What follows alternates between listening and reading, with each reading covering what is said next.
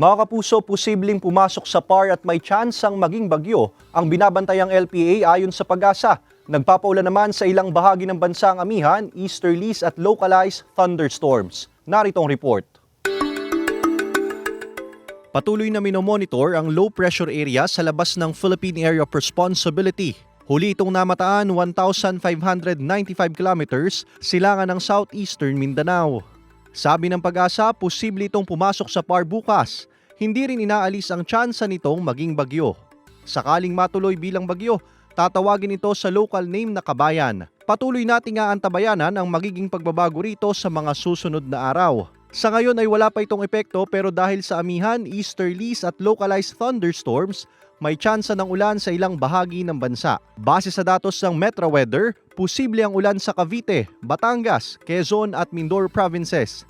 Matitinding ulan ang mararanasan sa ilang lugar kaya maging alerto sa posibleng pagbaha. Maaliwalas na panahon naman ang inaasahan sa malaking bahagi ng bansa pero maging handa pa rin sakaling may biglaang ulan. Ace Medrano, Balitang Southern Tagalog.